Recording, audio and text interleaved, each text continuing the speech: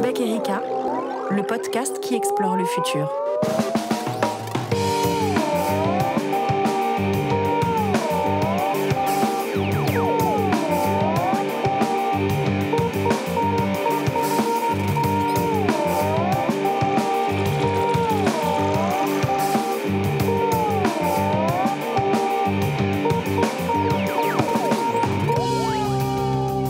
Salut les Turfos et bienvenue dans ce podcast un peu spécial puisqu'on vous propose d'écouter un échange passionnant enregistré le lundi 19 mars depuis le Salon du Livre. Vous allez pouvoir entendre deux passionnés de science-fiction y partager leur vision de ce genre et de son rapport parfois trouble à la notion d'utopie, une notion au cœur de notre travail ici chez Ouzbek Erika.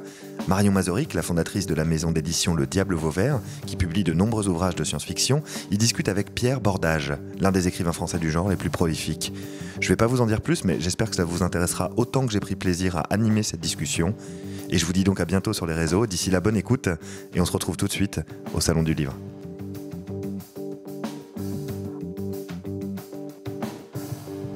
Bienvenue à cette table ronde entre midi et deux. Vous allez assister à un échange autour de thèmes qui nous tiennent à cœur, à tous, je crois, sur cette scène, la science-fiction et l'utopie. Alors moi, je m'appelle Guillaume Ledy, je suis journaliste pour le magazine Ouzbek Erika, qui est un média qui explore le futur. Et à ce titre, on explore aussi les représentations de ce futur dans toutes les littératures, et notamment les littératures de l'imaginaire, ce qui tombe bien. Et quelque chose nous a frappé depuis ces dernières années. Le futur qu'on représente est sombre. Du moins celui qu'on représente à grand renfort de dystopie technologique, dont la série diffusée puis produite par Netflix Black Mirror est l'avatar le plus représentatif. Ce qui nous a amené à décider d'intituler cette conversation « Garantie sans Black Mirror » et si la science-fiction réhabilitait l'utopie. Autrement formulé, les visions angoissantes de futurs glauques sont-ils l'horizon indépassable des œuvres d'anticipation de ce début du XXIe siècle ?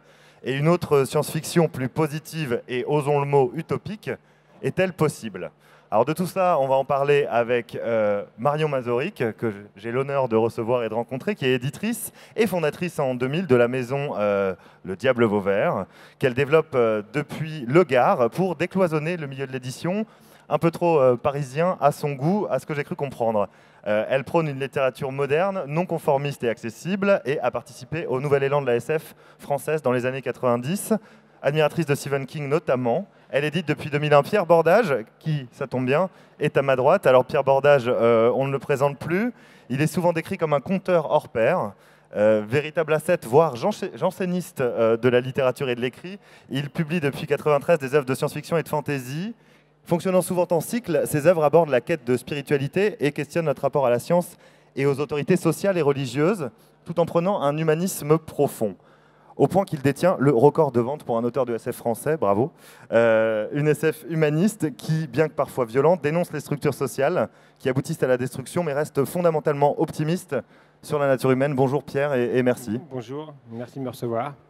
Alors pour commencer, on va revenir sur ce que je décrivais rapidement dans mon introduction. Peut-on, selon vous, on va commencer par Marion, dire que la science-fiction de ces dernières années privilégie le dystopique, et est-ce qu'il en a été un jour autrement ? Alors, je pense qu'on ne peut pas étudier en SF l'utopie sans le dystopique, parce que finalement, c'est les deux faces de la même pièce, en fait. Est-ce qu'il en a été autrement ? Aujourd'hui, oui, évidemment, on croule sous les dystopies. Alors, il y a plusieurs choses qui sont en jeu, hein. La dystopie elle-même, on va en parler. Le fait de crouler sous les dystopies, ça c'est autre chose. C'est un phénomène de marché, si vous voulez, qui fait que quand on voit qu'une ligne fonctionne, on est dans l'édition maintenant, une édition industrielle qui est à maturité, qui est orchestrée par des professionnels efficients, qui se connaissent et qui travaillent ensemble dans le monde entier. Et donc, on voit bien aujourd'hui que les inquiétudes sur l'avenir qui portent quand même l'ensemble des sociétés et la conscience mondiale, et en particulier des jeunes, se retrouvent dans des produits culturels qui fonctionnent. Et donc, une dystopie, deux dystopies en entraînent d'autres. Et donc, tout le monde produit de la dystopie parce que ça marche. Donc, si vous voulez, ça a commencé, d'ailleurs, je pense, moi, très fortement, cette industrialisation de la vision obscure de l'avenir dans les jeux vidéo. Je ne parle pas de la naissance des visions obscures de l'avenir, qui, elles, sont des choses qui sont apparues en littérature, mais son industrialisation, bien sûr, les jeux vidéo, de la violence sociale, de la violence urbaine, la fermeture de la transformation de l'humain en soldat. Tout ça, ça ne veut pas dire que les jeux vidéo qu'ils mettent en scène n'ont pas de qualité, mais ça a été, et ça a formé les imaginaires, bien évidemment. Enfin, si vous êtes des consommateurs de jeux vidéo, si vous avez des petits frères, des enfants, enfin, vous le savez. Et donc, il ne faut pas confondre l'envahissement lié à la production de masse de produits qui fonctionnent et qui finalement sont bien pratiques aussi idéologiquement dans le monde entier et qui sont développés outre mesure avec comment dire, le fait que ce soit l'humanité qui se choisisse comme ça. Alors, pour résumer vite fait sur ce qu'il en a toujours été ainsi, ben non. Et ce qui est très étonnant, aujourd'hui, c'est assez général. Mais moi, je pense avoir fait partie des éditeurs et des gens qui, à un moment donné, ont ouvert vraiment les catalogues, leur intérêt à justement des lectures critiques de l'avenir qui nous était promis, si on continuait comme aujourd'hui. Avant la dystopie, il y a eu ce qu'on appelle l'utopie critique. Si on fait un petit rapide parcours, on va dire en grosso modo que on a eu une grande période très enthousiaste dans la science-fiction, très conquérante, où du space opéra au robot. On va parler de l'époque d'Asimov ou de Étoile, quoique Heinlein déjà montrait bien les choses. Hein. Justement, c'est de l'utopie critique. Mais enfin bon, on a eu une période où les intellectuels, aussi face au dogmatisme, face au totalitarisme, ont à la fois dans la SF mis en cause ces tendances totalitaires qui ont émergé, et en même temps, et c'est Ursula Le Guin, à partir des années 69, autour d'elle, il y a beaucoup d'autres auteurs, mais elle, c'est un peu pour moi le pilote, enfin pour moi ça a été le pilote, l'auteur phare de ces années. Elle a voulu à ce moment-là écrire des utopies ou des utopies critiques, c'est-à-dire des utopies qui sortent du carré qu'on voyait se dessiner dans les sociétés, du modèle qu'on voyait se dessiner dans les sociétés.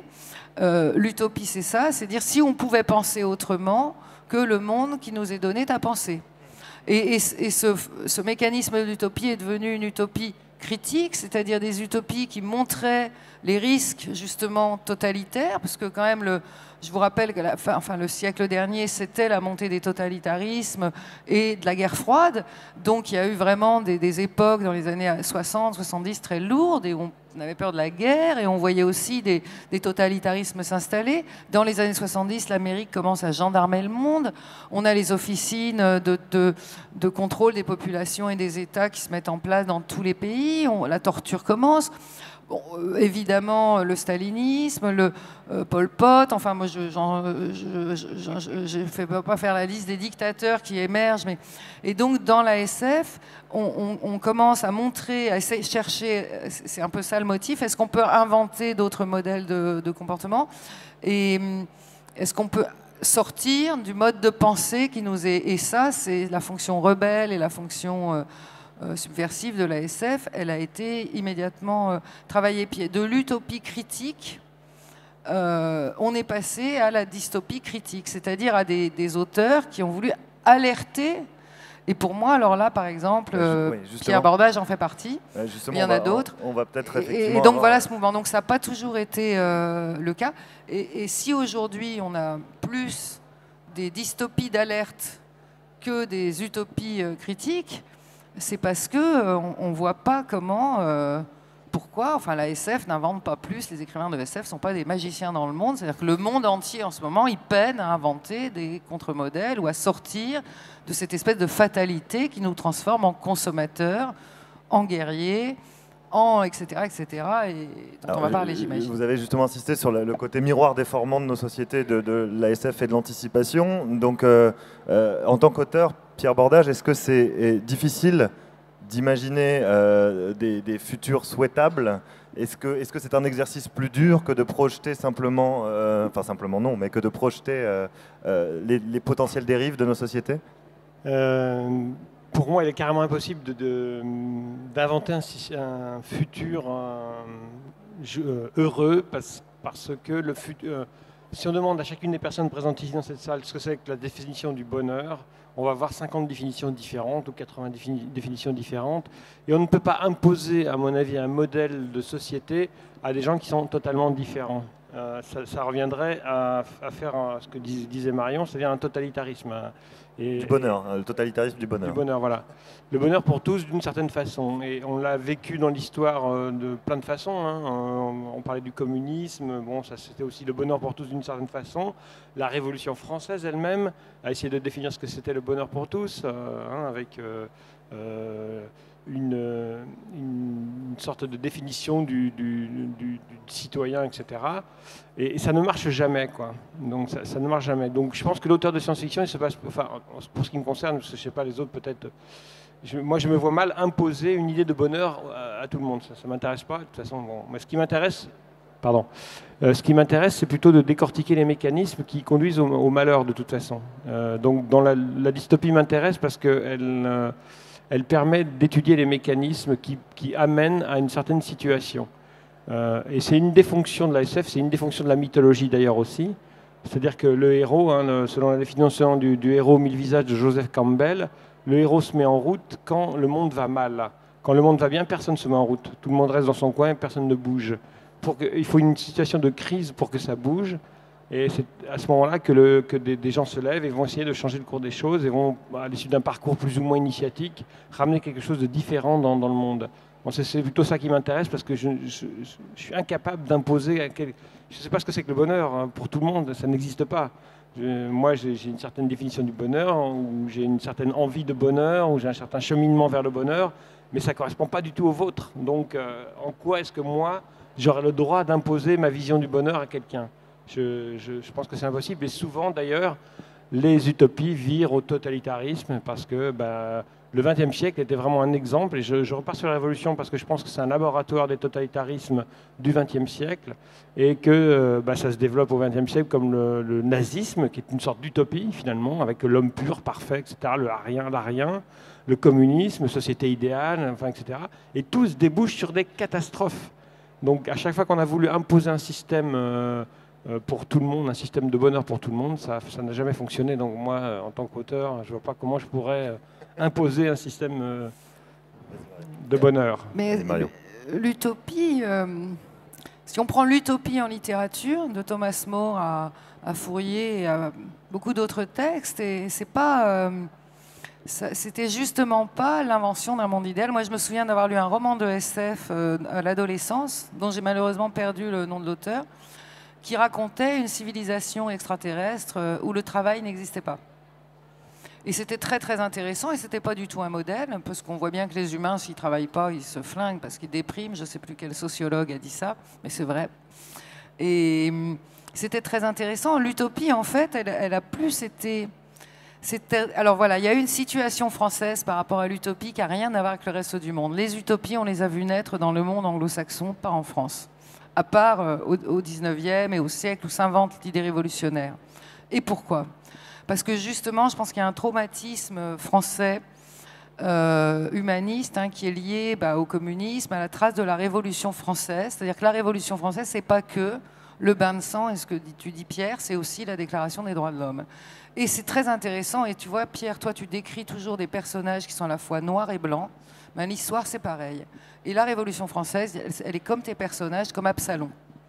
Tu vois ? C'est-à-dire qu'elle peut inventer le bain de sang, et elle peut aussi inventer la Déclaration des droits de l'homme, qui fait que pour le monde entier, la France, c'est le pays qui invente la liberté. Mais nous, en France, on en est un peu traumatisés de ça. On a du mal à le gérer.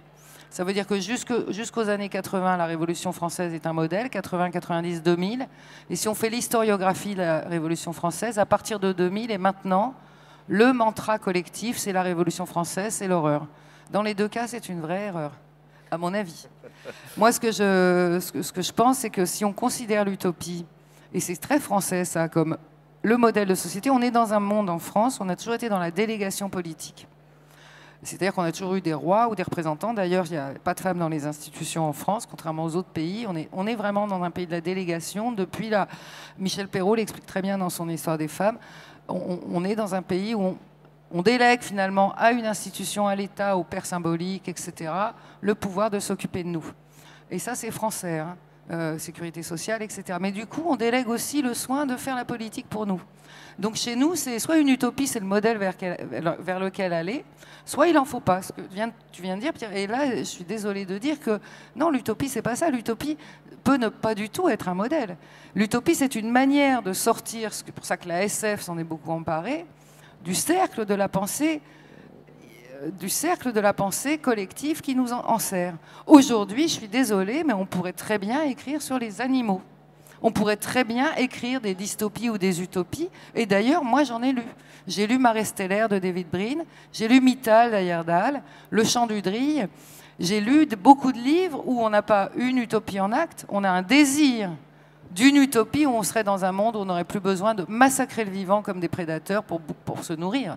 Et peut-on se nourrir autrement? Ça, c'est un champ ouvert à la littérature. On n'a pas besoin de faire des modèles. Une utopie, c'est pas un modèle, c'est comment penser autrement. Je voudrais faire une citation de Marx, qui en 1843, alors elle est citée par un critique de SF, hein, c'est pas moi qui suis allé chercher, mais je l'ai trouvé là, je l'ai trouvé assez génial. Et puis Miéville également, Shaina Miéville a fait un grand article qui s'appelle « Fantaisie et marxisme », où il dit des tas de choses intéressantes, mais qui ne sont pas dans le sujet. Donc, mais voilà, donc, je veux dire que c'est incroyable cette référence à Marx qui dit, en 1843, si on pouvait, à propos des utopies, si on pouvait imaginer un monde meilleur, nous l'aurions déjà. Ce qui nous empêche de concevoir empêche ce monde d'exister. Et donc, si vous voulez, ce que je crois, c'est que les écrivains ne sont pas en charge d'écrire des programmes politiques comme le programme commun, etc. Mais nous, en France, quand on pense utopie, on pense comme ça, mais ça n'a rien à voir. Je suis désolée, pour moi, ça n'a rien à voir. Justement, Marion, vous parliez d'Heyerdahl. Il me semble qu'il avait... qui est un écrivain français qui a participé aussi au renouveau de la science-fiction française dans les années 90. Il me semble que vous connaissiez et qu'il travaillait, lui, sur cette notion d'utopie, en tout cas qu'il souhaitait la réactiver. Est-ce que c'est quelque chose qui marquait vos discussions à tous les deux? Est-ce que c'est... Oui, bien, on connaissait l'engagement d'Heyerdahl sur le plan politique, etc., avec lequel j'ai eu avec lui pas mal de discussions, parce qu'il venait souvent à la maison. On n'était pas forcément d'accord sur le fond des choses, mais moi j'ai suivi avec intérêt son travail, en particulier dans Parleur, chronique d'un rêve enclavé, qui décrit une utopie, enfin une possibilité d'utopie en tout cas dans une ville, mais qui se termine mal. Donc il avait aussi ce côté... oui, ça se termine très mal, ça se termine par un bain de sang, hein, je suis désolé. Il avait ce côté aussi à la fois désireux de l'utopie, du monde meilleur, mais aussi la lucidité sur les mécanismes qui conduisent toujours à la destruction de l'idée même du monde meilleur, quoi. Et moi, c'est ça qui m'intéresse, et je reprends ce que je disais tout à l'heure par rapport aux mécanismes, parce que les religions sont des utopies à mains égards. Je veux dire, on promet le bonheur pour tous, le paradis, etc. Et au nom de ce paradis, on a fait quand même des massacres sur la planète à grande échelle. Donc voilà, je me méfie toujours de ces idées générales pour le bonheur de l'humanité. En général, ça plutôt tourne vers le malheur de l'humanité. Donc oui, Heyerdahl, évidemment, il était très connu dans le milieu. C'était une sorte de grenade dégoupillée qui était en colère sur à peu près tout ce qui se passait dans le monde, et donc oui, qui cherchait des solutions aussi. Et on a beaucoup discuté. Et moi, j'ai essayé, je ne me suis pas inscrit dans le mouvement politique parce que moi, je trouve qu'il y a une dimension qui manque dans la pensée, enfin, ce que j'appelle la pensée matérialiste, qui est la spiritualité pour moi, qui est très importante. À partir du moment où on reste dans une pensée matérielle, c'est-à-dire qu'on pense que les structures vont apporter le bonheur, je pense qu'on va vers toujours le mur, c'est-à-dire qu'on finit par devenir soi-même matière, une matière comme une autre et qui sera éliminée comme les autres. Et je pense qu'il y a une autre définition de l'humain, et c'est ça que j'essaie de chercher, parce que quand on relit la ferme des animaux d'Orwell, on se rend compte du mécanisme. Il est assez implacable et imparable. Vous pouvez l'appliquer à la Révolution française, vous pouvez l'appliquer à la Révolution russe, vous pouvez l'appliquer à peu près à toutes les formes de révolution, c'est-à-dire un système de gouvernement ou d'oppression succède à un autre, etc. Donc il y a quelque chose qui manque. Il y a quelque chose qui manque dans ces renversements de structures qui vont soi-disant apporter le bonheur parce que ça part d'une révolte au départ, d'une injustice et qu'on essaie de rétablir l'injustice, mais ça finit toujours par une autre injustice. Donc qu'est-ce qui manque? Quel est le mécanisme qui pousse toujours à reproduire les mêmes erreurs? Donc il me semble qu'il manque un élément. Et c'est cet élément que moi j'essaie de chercher par la littérature, parce que comme tu le disais, la littérature c'est de l'exploration humaine tout simplement. J'essaie de trouver cet élément qui manque pour qu'on puisse changer ou enrayer les mécanismes qui se reproduisent de la même façon depuis la nuit des temps. Moi, quand je regarde depuis le début du christianisme et même avant encore, eh ben, c'est toujours les mêmes mécanismes, c'est toujours les mêmes massacres de masse, c'est toujours les mêmes révolutions, c'est toujours les mêmes... Bon, il se passe toujours la même chose, quoi. Et on me dit, mais pourquoi il se passe toujours la même chose? Qu'est-ce qui manque? Qu'est-ce qu'on a besoin de chercher d'autre?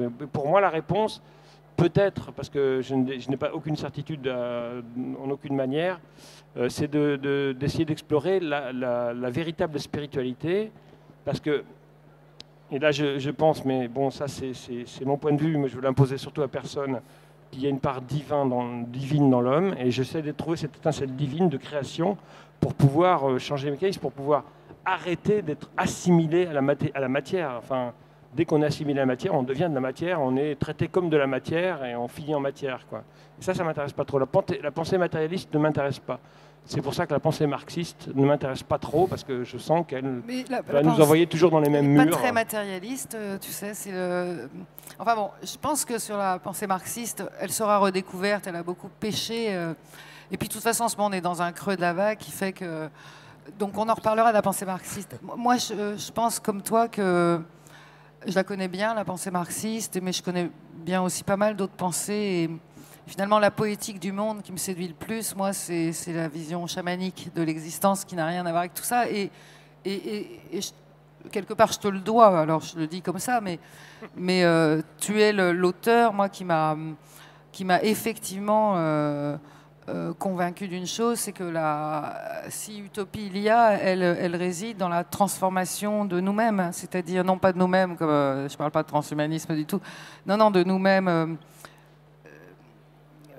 philosophiquement et psychologiquement, c'est-à-dire que non, mais c'est-à-dire que chez nous, l'homme est un prédateur dramatique. Je me pense à un livre de Pacallet qui disait après nous les fourmis et l'homme va disparaîtra et tant mieux. Moi, j'ai un mari qui pense que Forestier, qui est un homme arbre, qui est un espèce de zen, et il pense que l'humanité doit dégager pour le bien de la planète, quoi. Il est très désespéré. Alors, effectivement, les utopies en science-fiction passent souvent par la disparition de l'humain. Voilà. Ou son révolution. Je ne suis pas d'accord, je ne pense pas. Mais je pense que beaucoup d'utopies ou de choses de l'utopie, enfin de divisions utopiques de la SF passent par, en tout cas, un dialogue avec les animaux qui nous transforme complètement. Et ça, c'est une vraie question contemporaine.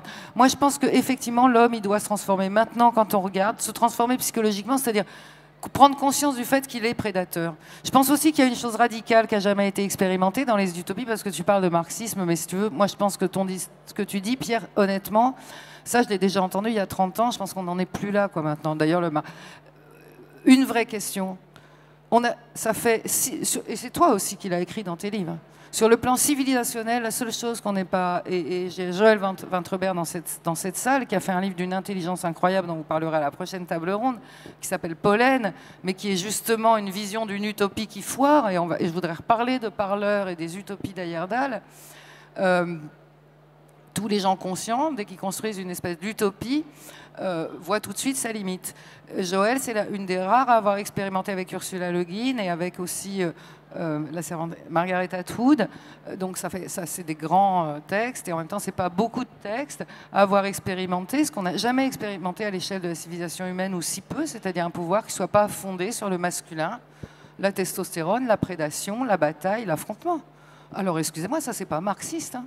Ça c'est pas marxiste et c'est celle-là la révolution qui nous attend. C'est pour ça que je trouve que ton discours est un peu dépassé, parce que Marx, aujourd'hui, c'est pas ça la question. Marx est un outil pour penser qui reste intéressant. Moi, je voudrais parler des utopies et de Parleur d'Heyerdahl. Pour revenir à Heyerdahl, hein. Une utopie qui met en scène la Commune de Paris et qui va finir dans un bain de sang. Et on a eu des discussions sans fin avec Yal, qui en plus, chaque chapitre a eu 72 versions dans ce livre. Hein. C'est pas quelqu'un qui écrivait pas. Et bon... je suis quand même une espèce d'optimiste de la volonté, au moins, même si c'est Gramsci, c'est pessimisme philosophique, optimisme de la volonté. Donc on a eu des questions sur cette fin, mais alors tu penses que c'est foutu? Et Heyerdahl m'a toujours, avec son air, quand il voulait trop rien dire et qu'il rigolait de côté, m'a toujours dit, mais enfin ce livre ne finit pas mal, Marion. Eh ben, attends, il finit pas mal. Le dernier chapitre, ils meurent tous. Il dit, mais relis-le. Et effectivement, bon, je l'ai publié 3 fois, ce bouquin, parce que sous 3 couvertures et sous 3 marques différentes. Et je l'ai bien relu. Et effectivement, il finit pas mal. Et il y a une chose qui est très commun à la France et à vous tous, et ça, c'est l'expérience révolutionnaire, c'est que qui nous marque culturellement dans notre pays, la méfiance du gourou. C'est sûr qu'aujourd'hui, on est revenu du gourou, quoi, du leadership, du leader Maximo, et on est dans un pays qui accepterait, enfin j'espère qu'il n'accepterait plus ça, mais et donc ce que Heyerdahl a fait à la fin de son livre, c'est pourquoi il finit bien. Parce que le discours de Parleur qui est venu finalement faire une révolution à des pauvres, qui est une illustration de la commune de la révolte des Canuts à Lyon, qui était un peu son modèle de révolte, eh bien, le héros transmet. Et il repart. Et il repart avec ces mots, il s'appelle Parleur. Et c'est pour ça que l'utopie, c'est pour ça que ce n'est pas un livre qui condamne l'utopie, parce que si Parleur avait été exactement comme dans tes livres, Pierre, quand Vaïkai disparaît, à la fin de l'évangile du serpent, toi-même, tu m'as dit aussi, et il le dit lui-même, si je reste, je suis un gourou, je suis un dictateur, et tout ce que j'ai fait n'aura servi à rien.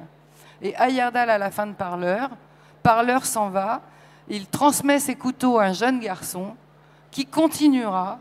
Et quand je regarde les éléments utopiques des livres d'Heyerdahl, des livres de David Brin, des livres de Kim Stanley Robinson qui sont présents, bon, c'est des livres des années 80, 90, aujourd'hui, on n'est pas dans cette vague-là, le pessimisme a triomphé. Et ça, c'est super pratique pour tous les dictateurs. Mais bon, je vais pas ça, c'est super pratique pour tous les dictateurs de dire de toute façon, rien ne marche. Bon, enfin bref. Donc, quand on regarde les visions du monde possibles, pour moi, ces livres, il y a des grands éléments utopiques. Et en même temps, Heyerdahl n'a jamais présenté un modèle de société qui marchait. L'homéocratie qu'il a inventée, dans aucun de ses livres, il y a une leçon, il y a toujours des révoltés, des révolutionnaires, il n'y a jamais la construction à la fin, ben voilà, happy end, on prend le pouvoir et maintenant ça va être génial. Et lisez un de ses derniers titres, Rainbow Warrior, ils libèrent ce pays et qu'est-ce qu'ils font? Tout de suite, ils sont face à la situation de se retrouver comme les nouveaux dictateurs. Et ils sont tous des gens qui étaient symboliquement dominés, exploités, PD, LGBT, noirs, esclaves, etc. Et tout d'un coup, ils se disent, mais alors, ça y est, c'est nous les nouveaux dictateurs. Donc, dès qu'on prend le pouvoir, on crée du dogme et du totalitarisme. Et c'est là qu'Heyerdahl, pour moi, est un homme essentiel, parce que la première chose qu'il apprend, c'est être un troublion, être un élément de chaos, donc un élément de vie et de diversité. Et moi, la leçon politique que j'en retiens, c'est que c'est pas que l'éisme et réfléchir à ce que l'homme arrête de massacrer la planète, de massacrer ses enfants, de massacrer tout le monde. Bah non, si on lutte pas pour ça, autant mourir tout de suite. Mais comment éviter en installant à chaque fois qu'on crée un pouvoir, un contre-pouvoir. Voilà, alors, ça c'est déjà une grande règle. Et l'ASF, quand elle agit comme contre-pouvoir, elle travaille sur le terreau de l'utopie, enfin c'est-à-dire d'un monde non fermé. On parle de Révolution française, on parle de marxisme, on a parlé de dictature et de nazisme, on a évoqué tout ça. En interviewant un auteur qui s'appelle Norbert Merjanian, il disait qu'il faut oser poser les utopies positives d'aujourd'hui, celles qui sont justement complètement éloignées de tout ce qui a été fait. Et pour lui, il y a des signaux faibles importants qui rendent compte que des utopies sont possibles, des nouvelles utopies détachées de tous ces éléments-là. Est-ce que vous êtes d'accord avec cette assertion, Pierre Bordage, et si oui, où est-ce qu'ils sont ces signaux faibles? Ou alors est-ce qu'il y a effectivement plus d'espoir et il faut continuer à imaginer des dystopies? L'espoir, bien sûr que oui, il y a de l'espoir en permanence, sinon je ne vivrais même pas. Ça ne m'intéresserait pas de vivre s'il n'y avait pas d'espoir, hein, d'une façon ou d'une autre. Donc ça c'est sûr, mais bon, je ne sais pas de quoi Norbert parlait, parce que je connais Norbert quand il parle de signes d'utopie possible, mais bon, il y a plein d'utopies qui sont en train de se créer partout en ce moment même. Vous allez dans les Pyrénées orientales, vous avez des communautés, des gens qui s'escamotent, un peu comme les disciples de Vaïkai à un moment dans l'Évangile du serpent, les gens qui s'escamotent du système, qui disparaissent du système, qui ne sont plus inclus nulle part.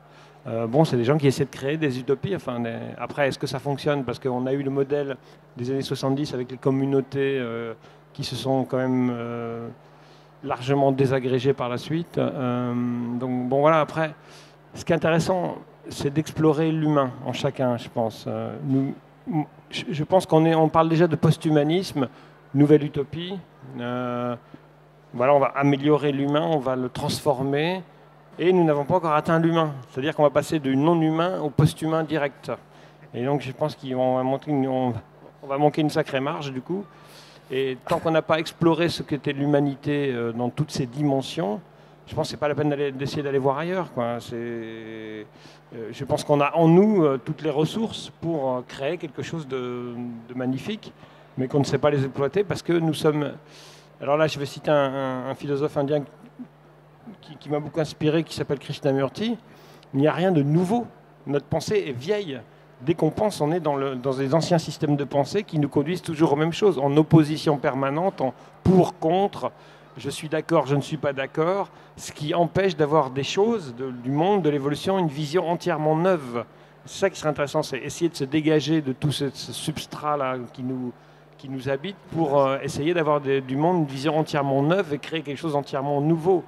Alors peut-être il y a des gens qui essaient, comme je vous disais, qui s'extirpent du monde pour essayer de créer quelque chose d'entièrement nouveau. Mais si ces gens sont eux-mêmes emplis du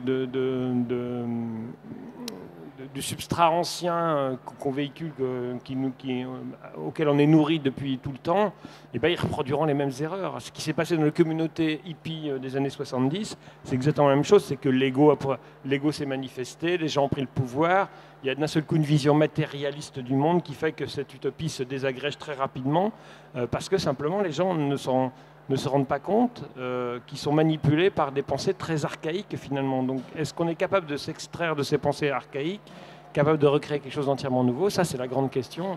Et si on est capable de répondre à cette question, alors oui, on aura du monde une vision neuve. Ok, on est peut-être des prédateurs, mais si on regarde notre conscience regardons le monde en toute conscience, quoi. C'est ça qui est important, c'est-à-dire ne pas faire les choses complètement de façon étourdie, de façon presque mécanique. On est déjà des machines, donc cessons d'être des machines pour ne pas devenir encore plus machine, encore plus post-humain, transhumain, enfin tous ces trucs-là, quoi. Par ailleurs, Marion, comme tu le disais dans ton introduction, l'utopie et le bonheur, ça ne fait pas vendre. C'est-à-dire que la science-fiction dystopique telle qu'on la connaît maintenant, à dominante technologique, c'est à chaque fois des cartons d'édition, des adaptations cinématographiques derrière, etc. etc. Est-ce que c'est compliqué en tant qu'éditrice de se dire, si quelqu'un arrive avec une utopie d'un monde parfait et vient vous voir avec un manuscrit. Si quelqu'un arrive avec un manuscrit comme ça m'intéressera probablement pas du tout. Parce que voilà, franchement, j'y crois pas une minute. Je publie pas des programmes politiques, ouais. Donc je m'en fous. Puis en plus, je pense réellement que personne n'arrivera avec ça, ou alors ce serait un sous-programme politique, parce que, encore une fois, la phrase est vraie, c'est-à-dire que les écrivains, ils n'inventent pas plus que la société. En ce moment, on est dans une impasse de pensée, de comment sortir de ce système qui nous étouffe quand même, et qui est même pas matériel, qui nous a transformés en consommateurs, quoi. Tu vois, le matérialisme, il est devenu... aujourd'hui, si on n'achète pas, on n'est rien, quoi. Il faut avoir, possession, comme dit Vaikai. La pensée ultime du matérialisme, c'est le consumérisme. Hein. Oui, le consumérisme, exactement. C'est de posséder, c'est d'exister par la possession. Donc, le matérialisme, ce qu'on appelait à cette époque-là la dialectique matérialiste, c'était d'étudier les masses, les gens, pas le matériel de l'achat. Et puis, en plus, on sait, maintenant, on a les chiffres, on connaît les menaces qui pèsent sur la planète. Mais par contre, je ne suis pas tout à fait en... Comment dire, Neil Gaiman, par exemple, on le vend très bien en ce moment. C'est un auteur, American God, ça se passe aujourd'hui. Voilà, les dieux sont parmi nous, ça on le savait déjà. Bon, voilà, Thor aussi, on le savait déjà. Tout ça, ça n'a rien de pessimiste. Et moi, quand je publie des livres de Pierre, je trouve que les livres qui sont des livres d'alarme, alors maintenant on dit dystopiques, pendant longtemps, moi je les appelais des livres d'alarme, d'alerte. D'ailleurs, c'est le titre du prochain recueil de Neil Gaiman, Signal d'alerte. Moi, j'ai pas l'impression de publier... Alors, on m'a souvent dit, au Diable Vert, il y a une littérature noire, trash, mais je crois pas. Elle est beaucoup moins noire que le monde. Poppy Bright, sa trilogie culinaire, c'est un livre heureux, c'est un livre d'amour, pour la bouffe et pour le sexe et pour l'amour, enfin pour l'autre. j'ai pas l'impression de publier quand je publie Pierre, ou on reparlerait, j'espère, de Pollen, mais lisez Pollen, c'est un livre qui est à la fois un livre qui présente des choses très belles et puis les dangers.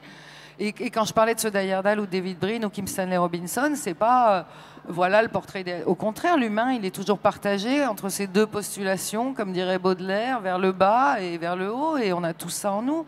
Et l'humain continuera sans doute à avancer son chemin en étant pareil. Hein. Moi, je crois pas. On repeint tout, puis demain c'est la révolution, puis on est tous heureux. Je ne crois pas. Je crois que l'humain, vous avez vu comment on est. Des fois, on est des gens bien, puis le jour d'après, on se comporte comme des cons nous-mêmes. On n'est pas bien, on est salaud, on est capable de. On gâche des choses, et puis on sait les épargner aussi. On consomme du plastique alors qu'on sait que ça tue la planète, que maintenant il y a du plastique partout. Moi, j'ai rencontré un auteur il y a 30 ans qui alertait là-dessus. Il y a 30 ans, 40. Bon, bah voilà, aujourd'hui, il faut arrêter avec le plastique. On va vraiment intoxiquer même les animaux. On a du plastique dans nous, des nanoparticules, les insectes, les abeilles, enfin, on sait bien. Donc l'humain, il est comme ça. Et je ne crois pas que... alors, prenons une dystopie intéressante, Annihilation, par exemple, Oui. de Vandermeer. Je ne le lis pas comme un texte pessimiste. Pour moi, ce qu'on dit aussi, c'est que les dystopies, en fait, elles ne font que parler du présent. Ça ne veut pas dire que Vandermeer dit demain ça va être comme ça. C'est pas ça là. Alors peut-être pas. Ou Battle Royale par exemple, qui est pour moi une dystopie fondatrice. Et en plus, on voit bien que ça peut arriver demain. Ça. Il y en a quelques-unes qui ont été très fortes. Et en même temps, à chaque fois, comme dans les livres de Pierre, dans Le Pire, il y a des héros. Les héros, c'est qui? C'est des personnages qui restent avec le cœur, qui justifie l'existence de l'humain. Parce qu'en fait, le positif dans ces livres noirs, c'est que ce qui justifie l'existence de l'humain, c'est quoi? C'est notre capacité à aimer, c'est notre capacité à être empathe, c'est notre immense intelligence transformatrice qui se transforme en une prédation continuelle, mais qui est aussi une immense intelligence créatrice qui fait qu'on fait des œuvres d'art. Mais regardez, tous les jours, on peut avancer désespéré, puis continuer à écrire, parce que ce qu'on produit, c'est beau, parce que le monde est beau. Et donc on est partagé avec ça. Donc soyons pas manichéens non plus. Il y a les livres. Moi, je publie des livres noirs qui sont pas des livres pessimistes, quoi. Voilà. La dystopie peut être un chemin aussi vers l'utopie, en fait. Le rôle d'alerte peut créer le. Ça, c'est-à-dire, on a eu des utopies critiques. Kim Stanley Robinson aujourd'hui, quand on lit Marie Steller, on se dit finalement, ça fonctionne. Moi, dans ma mémoire de lectrice, un peu comme une utopie. Alors, il y a les grandes utopies féministes, ça on sait, parce que là, il y avait un modèle à faire exploser, et Joël en parlera tout à l'heure, mais forcément, je pense. Mais je parle de ces bouquins Mars la Bleue, vous voyez. Les Dépossédés. Oui, et il y a énormément de livres qui sont des... On est passé de l'utopie critique, et puis à un moment donné, on voit bien le danger. Donc l'auteur, Heyerdahl, disait, un écrivain est là pour que nul ne se sente ignorant du monde, quoi, en prenant Sartre. Et donc il y a beaucoup d'auteurs comme ça qui sont conscients du monde, qui disent beaucoup de choses, qui ont des visions globales. Mais c'est pas pour autant que c'est des livres noirs. Et là, si on les lit d'un point de vue avec un peu d'exigence littéraire et, culturelle et sociétale et philosophique, on fera aussi la différence entre le machin... qui est plein de clichés, y compris dans le noir. Mais encore une fois, lisez Battle Royale, c'est japonais, c'est un truc terrible, c'est vraiment terrible le monde qu'on décrit. Et à l'intérieur, la vibration de chaque humain, et ce qui fait qu'il avance, qu'il court dans la nuit, qu'il résiste à la peur et qu'il ne se flingue pas tout de suite, c'est celle qu'on a tous en nous. Ça s'appelle l'instinct vital. Et ça, il n'y a pas que du lait en ça, au contraire, ça nous porte debout. Donc même le livre le plus sombre... Bon, après, il y a peut-être des choses sans qualité que j'ai pas lues et qui sont pas du tout comme ça. Justement, vous employez le terme, Mario Mazoric, de vibration à l'intérieur de nous. Pierre Bordage, à la lecture de vos ouvrages, on peut, entre les lignes, se dire que vous militez pour un développement des technologies accompagné par celui des nouvelles philosophies. En tout cas, moi, c'est parfois comme ça que je le ressens, notamment dans Wang ou dans la citadelle d'Hipponéros.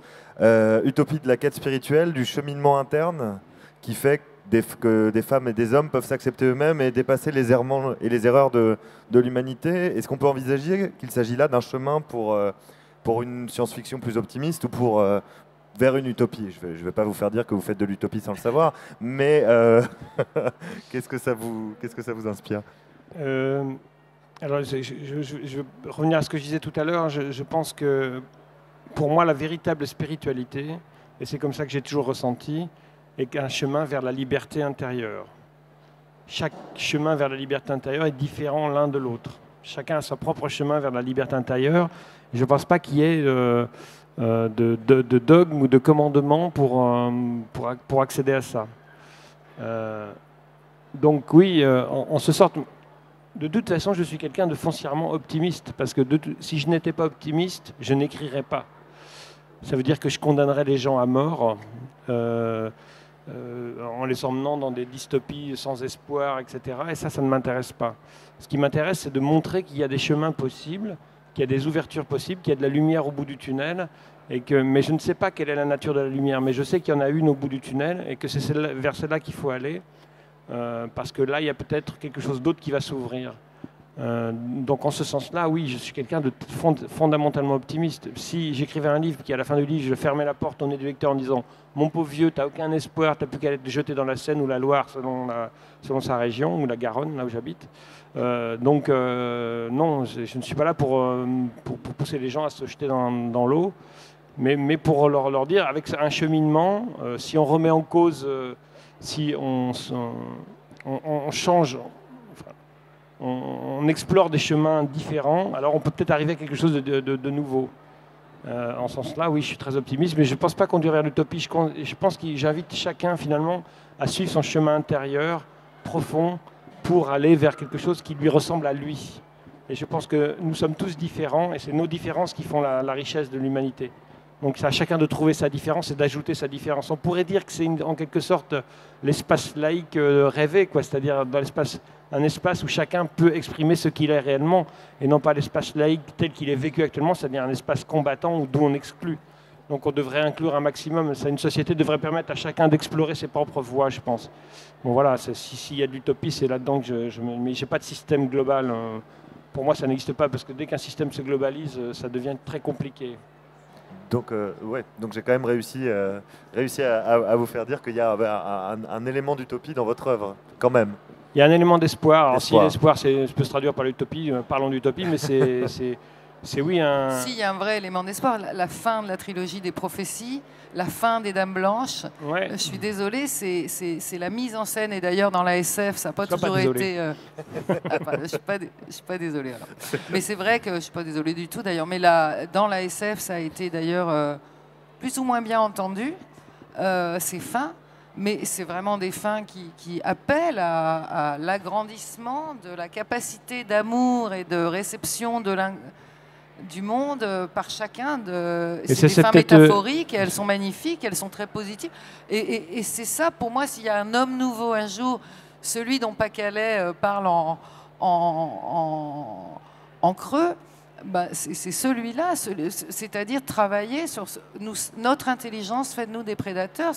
Tant que l'homme n'aura pas, et la femme, enfin l'homme par la femme d'ailleurs, n'aura pas... Mais c'est exactement le travail de tes personnages, et qu'il ne sera pas arrivé à ce point de conscience-là, on continuera à détruire le monde.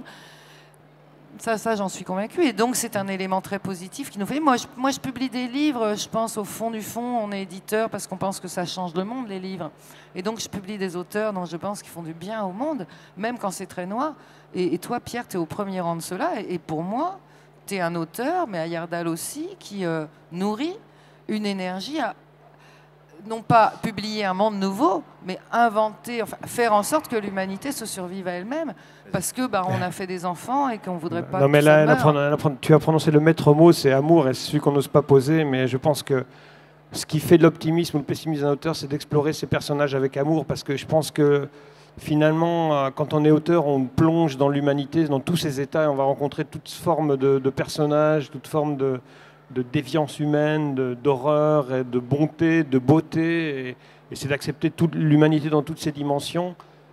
Moi, je compare souvent le fait d'écrire un livre à une plongée dans le fleuve, où on plonge dans le fleuve humain, on va jusqu'au fond, on capte ce qu'on peut capter au fond, et on essaie de le ramener à la surface pour dire à nos lecteurs, voilà, je vous amène des éclats d'humanité, faites-en ce que vous voulez.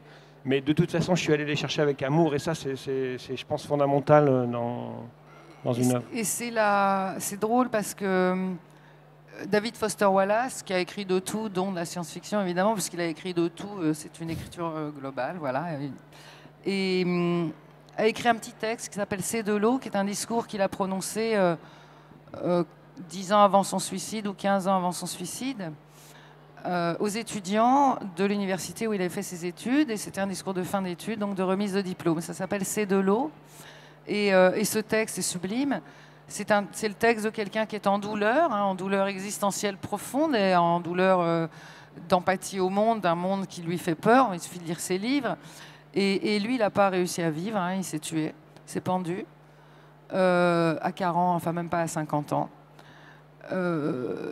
Il nous a laissé un cadeau, un livre pour ne pas se pendre. D'ailleurs, il dit, il le dit, c'est pour qu'on ne se flingue pas, qu'on apprenne à devenir des humains sans se flinguer dans un monde pareil. Et sa seule leçon, c'est ce qui nous sauve de tout, et ce qui nous sauve de tout et qui fabriquera notre avenir possible, c'est l'amour de l'autre. Et ça, vous voyez bien que les ismes, alors le capitalisme, le libéralisme, le machin, le isme, les ismes, le consumérisme, ça nous éloigne de l'amour de l'autre. Voilà. Donc après, alors c'est pas une utopie. Et c'est le ressort.